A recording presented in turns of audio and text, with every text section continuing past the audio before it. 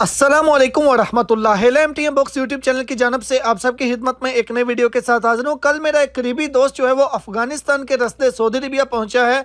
तो वो किस तरीके से सऊदी अरबिया पहुंचा, किस तरीके से टिकट ली, क्वारंटाइन कहाँ पे करना पड़ा, कैसे करना पड़ा, उन्होंने वैक्सीन लगवाई थी नहीं लगवाई, अगर लगवाई थी किस किस चीज़ पर रजिस्ट्रेशन करनी पड़ी, यानी कि जितने भी आपके सवाल हैं आपके माइंड में, जो मेरे माइंड में सवाल थे, मैंने उनसे वही सारे सवाल पूछे। तो देखते हैं, उनसे जानते हैं मुकम्मल डिटेल्स और वो आपसे शेयर करता हूं कि उनका एक्सपीरियंस कैसा रहा, उनका सफ़र कैसा रहा, क्या मुश्किलात थी जिनको सामना करना पड़ा, सारी जितनी भी डिटेल्स है, और क्या आपको बरास्ता अफगानिस्तान अभी सऊदी अरबिया आना चाहिए या नहीं।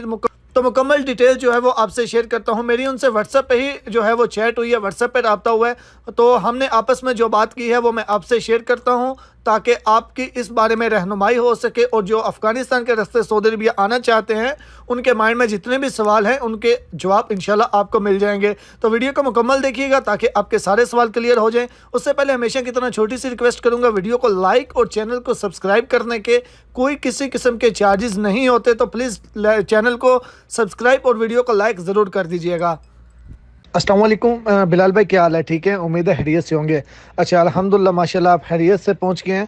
तो बिलाल भाई, मैं ना एक्चुअली अपने जो व्यूवर्स हैं उनके साथ शेयर करना चाहता हूं आपका एक्सपीरियंस, क्योंकि अभी बहुत सी प्रॉब्लम चल रही हैं। जैसा कि आपको पता है कि वैक्सीन का देखा जा रहा है, उसके बाद क्वारंटाइन का, और भी बहुत से सवाल हैं। मेरे जहन में भी सवाल हैं, और जो लोग हैं जो आना चाहते हैं सऊदी अरबिया में उनके जहन में भी काफ़ी ज़्यादा सवाल हैं। तो मैं उनके रिलेटेड जो है वो आपसे सारे क्वेश्चन जो है वो करता हूं। तो मीन्स के वही क्वेश्चन मैं करूंगा जो लोग जानना चाहते हैं। तो हमारी ये जो हमारी बात होगी तो इससे बहुत से लोगों को फ़ायदा हो जाएगा। तो अभी सबसे पहले आप मुझे ये बताएं कि क्या आपकी वैक्सीनेशन हो गई थी या फिर नहीं? अगर हो गई थी तो आप जब छुट्टी गए थे तो आपकी वैक्सीनेशन पाकिस्तान से हुई थी या सऊदी अरबिया से आप करवा के गए थे? तो आप मुझे स्टेप बाय स्टेप बताते जाएं तो मैं शेयर करता जाऊँगा। तो सबसे पहले आप मुझे वैक्सीनेशन का बता दें। वालेकुम सलाम जी, अल्हम्दुलिल्लाह ठीक ठाक। मैं भी जी, मैंने वैक्सीन तो नहीं थी लगवाई, ना पाकिस्तान से ना सऊदी अरब से। अच्छा ब्रदर, उसके बाद मुझे आप ये बता दें कि आपने वीज़ा किससे लिया था? मीन्स के आपने खुद ऑनलाइन लिया था या किसी ट्रैवल एजेंट से लिया था? और आपको वीज़ा कितने का मिला था? मुकम्मल पैकेज आपको कितने का मिला था? जी तैयब भाई, मैंने वीज़ा खुद जाके लगवाया था इस्लामाबाद एम्बेसी से, और फ्री ऑफ कास्ट वीज़ा है, इसकी कोई फ़ीस नहीं है इस्लामाबाद एम्बेसी में। और उसके बाद मैंने ट्रैवल किया है, 25,000 की मैंने टिकट लिया है इस्लामाबाद से काबुल के लिए विद कोरोना टेस्ट।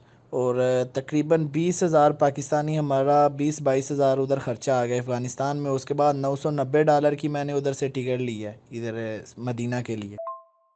$990 की मीन्स के अगर ये बात करें सऊदी रियाल की तो ये तो तकरीबन 3,700 सऊदी रियाल बन जाते हैं। तो क्या इतने में ही ये टिकट पड़ी है आपको? और ये इतनी महंगी क्यों है? मतलब इसमें साथ कोई और पैकेज भी था? जी तैयब भाई, बिल्कुल, इसमें क्वारंटाइन पैकेज भी शामिल है मदीना के लिए। ठीक है, 7 दिन का क्वारंटाइन पैकेज शामिल है इसमें, विद टिकट है साथ। अच्छा ब्रदर, मुझे आप ये बता दें, जब आप वीज़ा लगवाने के लिए गए थे तो आपके साथ कौन कौन से डॉक्यूमेंट्स यानी कि आप अपने साथ लेके गए थे वीज़ा लगवाने के लिए? तैयब भाई, उसमें ओरिजिनल पासपोर्ट है, ओरिजिनल आईडी कार्ड है, इकामे की फ़ोटो कापी है, और पासपोर्ट की फ़ोटो कापी है, आईडी कार्ड की फ़ोटो कापी है, और वाइट बैकग्राउंड 2 पिक्चर्स हैं बस, उसमें यही है डॉक्यूमेंट। और उसके बाद वो फॉर्म देंगे, वो आपने फिल करके उसके साथ अटैच करके या आपने उनको जमा करवा देना।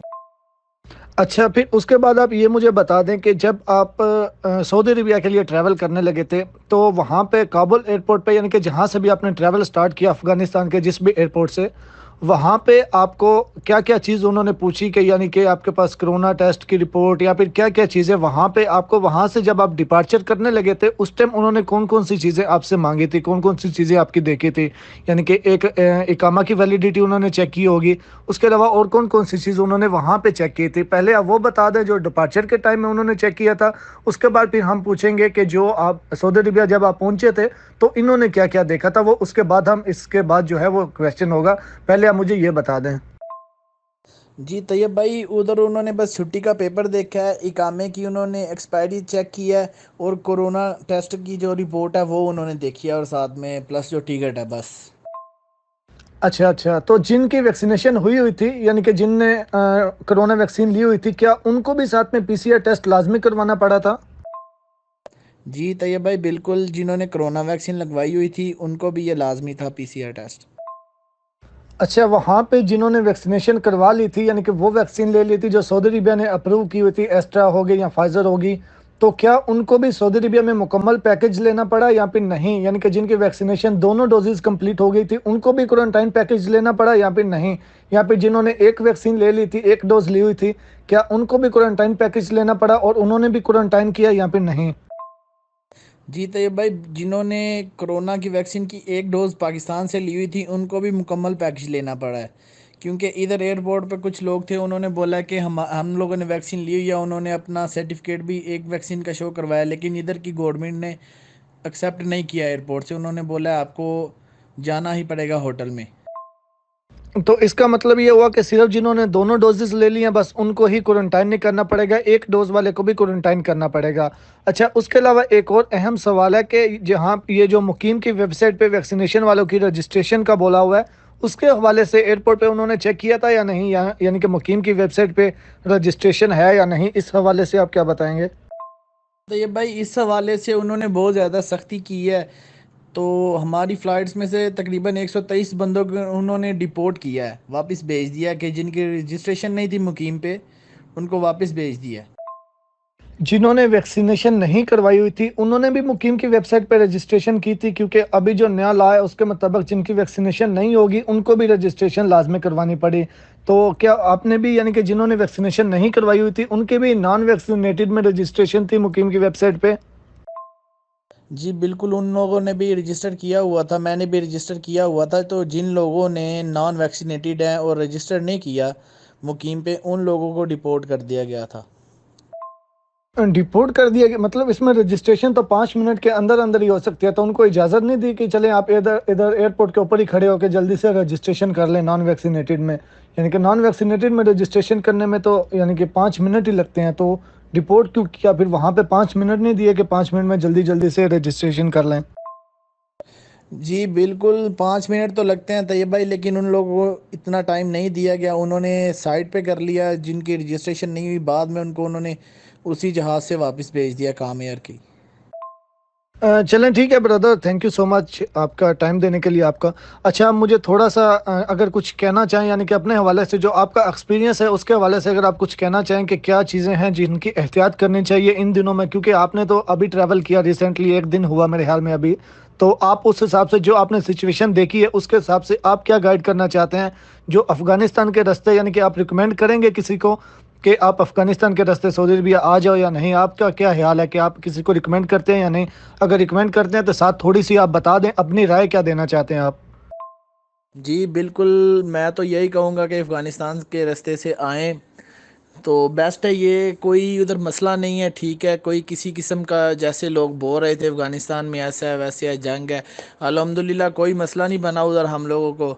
हम बाहर मार्केटों में भी गए हैं, उधर एक दो मज़ार है उधर भी घूमे हैं, कोई अल्हम्दुलिल्लाह कोई मसला नहीं बना है, ठीक है। बस उधर ये अपने पैसे वगैरह वॉलेट जो है वो रूम में रखें, मोबाइल रूम में रख के फिर बाहर जाएँ। आपने जो वहाँ पे होटल लिया था जो क्वारंटाइन के लिए अफ़गानिस्तान में, वो आपने अपने रेफ़रेंस से लिया था या फिर कैसे? आपने क्या रिकमेंड करते हैं? आपने ऑनलाइन ही किसी तरीके से लिया था या फिर आपका आगे जानने वाला कोई था जिसने बुकिंग की थी? या फिर जब आप वहाँ पे पहुँचे थे एयरपोर्ट के ऊपर उसके बाद आपने जाके विज़िट करके खुद बुकिंग की थी किसी होटल की? जी मैंने तैयब भाई खुद उधर पहुंच के बुकिंग की थी, तो वो कोई मसला नहीं है, जब आप एयरपोर्ट से लैंड करें तो बाहर टैक्सी आपको मिल जाएगी, उससे बोलना है ज़्यादा मेवंद में जाना है, ज़्यादा मेवंद में आपको जो एक रूम है वो 500 अफ़गानी जो है वो एक दिन में आपको मिल जाएगा, ठीक है, 4 बंदे 5 बंदे मिल के एक रूम में रह सकते हैं। चलें सही हो गया। Okay brother, thank you so much आपका टाइम देने के लिए। ओके, जज़ाकल्लाह।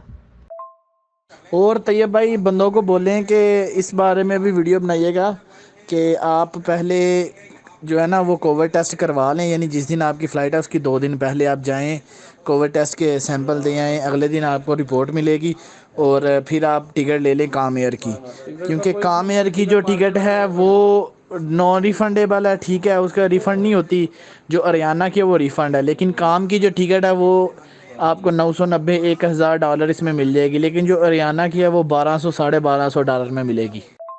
तो टिकट जो होती है वो आखिरी दिन में भी काम एयर की मिल जाती है, ठीक है। आपकी जैसे ही मेडिकल रिपोर्ट आती है नेगेटिव, आप उसी वक्त जाकर किसी भी ट्रैवल एजेंट से टिकट ले लो।